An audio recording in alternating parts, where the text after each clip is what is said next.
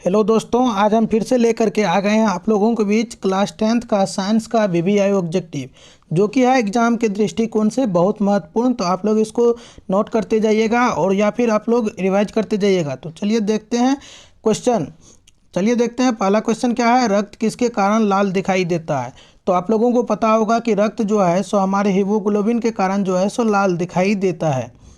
तो एक का सही आंसर क्या हो जाएगा? बी हो जाएगा। चलिए देखते हैं नेक्स्ट क्वेश्चन की ओर। नेक्स्ट क्वेश्चन देखिए आपका है, परागकोश में पाए जाते हैं।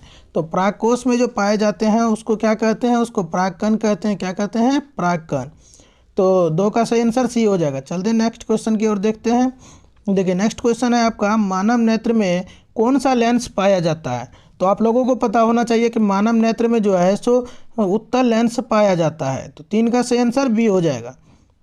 चलिए देखते हैं नेक्स्ट क्वेश्चन को। नेक्स्ट क्वेश्चन देखिए आपका है यहाँ पे, खतरे के सिग्नल में कौन सा रंग का उपयोग किया जाता है? खतरे के सिग्नल में कौन सा रंग उपयोग किया जाता है? तो लाल रंग को जो है सो खतरे के सिंबल से दर्शाया जाता है। चार का सही आंसर ए हो जाएगा। चलिए देखते हैं नेक्स्ट क्वेश्चन को। देखिए नेक्स्ट क्वेश्चन है आपका, इंद्रधनुष किस प्रकार का स्पेक्ट्रम है? इंद्रधनुष जो है वो किस तरह का स्पेक्ट्रम है? तो वो आपका है प्राकृतिक स्पेक्ट्रम। और यहाँ से आप एक चीज़ और याद रख सकते हैं, इंद्रधनुष में कितने रंग होते हैं? तो 7 रंग होते हैं। कितने रंग होते हैं? 7 रंग। और इंद्रधनुष में जो पहला रंग होता है उसको लाल रंग कहते हैं। क्या कहते हैं? लाल होता है। और सबसे नीचे वाले रंग को कौन सा होता है? तो बैगनी रंग होता है। कौन सा रंग होता है? बैगनी रंग। आप इस चीज़ को भी याद रखेंगे। तो चलिए देखते हैं नेक्स्ट क्वेश्चन की ओर। नेक्स्ट क्वेश्चन देखिए आपका क्या है यहाँ पे, विद्युत बल्ब के भीतर निष्क्रिय गैस क्यों भरी जाती है? तो आप लोगों को पता होना चाहिए कि विद्युत बल्ब के अंदर जो है क्या लगा होता है? तो टंगस्टन लगा होता है। क्या लगा होता है? तो टंगस्टन लगा होता है। और गैस, निष्क्रिय गैस इसलिए भरा जाता है कि टंगस्टन जो है आपका वो जो है ऐसे किसी चीज़ से या किसी गैस से मतलब अभिक्रिया ना कर पाए, इसके कारण जो है सो उसमें निष्क्रिय गैस भरा जाता है। तो टंगस्टन के वाष्पन को रोकने के लिए जो है सो इसमें निष्क्रिय गैस को भरा जाता है। तो 6 का सही आंसर बी हो जाएगा।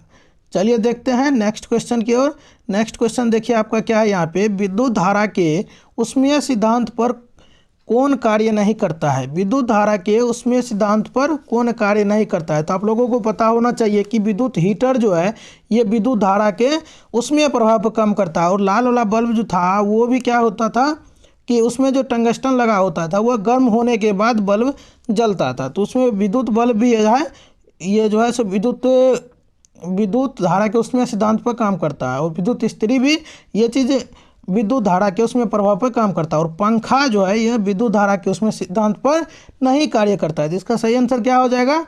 डी हो जाएगा। चलिए देखते हैं नेक्स्ट क्वेश्चन को। नेक्स्ट क्वेश्चन देखिए आपका क्या है यहाँ पे, हीरा के अपवर्तनांक कितना होता है? तो हीरा का अपवर्तनांक कितना होता है? तो 2.42 होता है। इसका सही आंसर क्या हो जाएगा? डी हो जाएगा। और यहाँ से आप एक चीज़ और याद रख सकते हैं कि सबसे कम अपवर्तनांक किसका होता है? तो निर्वात का होता है। किसका होता है? निर्वात का या फिर वायु का। इसका कितना होता है?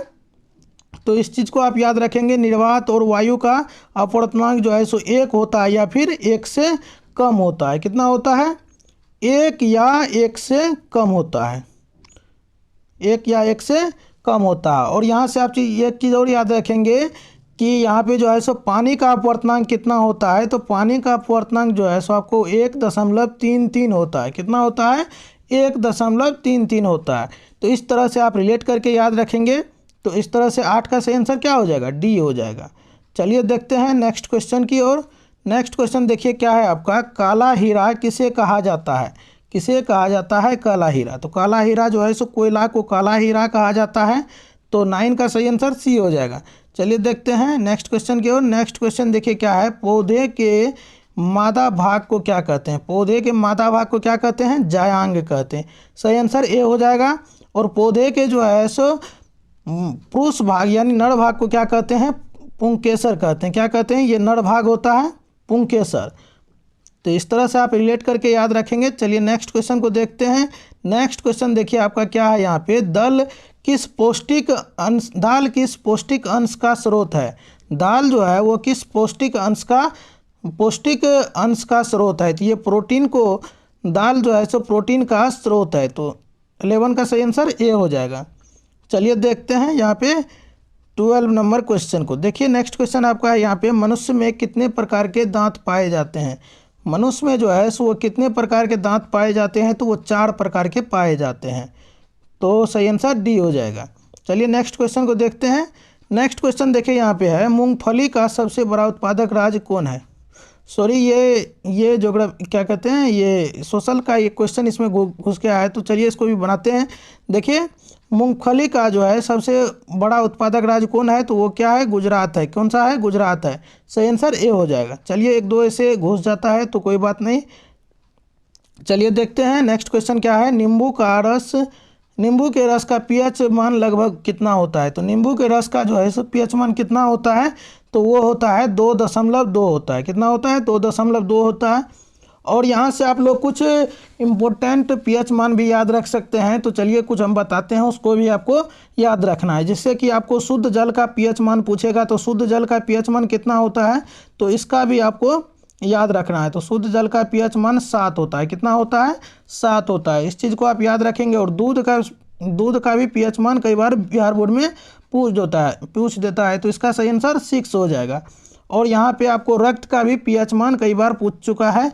तो रक्त का पीएच मान कितना होता है, 7.4 होता है। कितना होता है, 7.4 होता है। और हमारे मुंह में जो लार होता है उसका पीएच मान कितना होता है, तो उसका पीएच मान होता है 5.5 होता है। कितना होता है।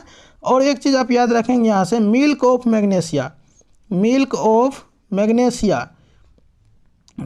मैग्नीशिया का भी याद रखेंगे आप।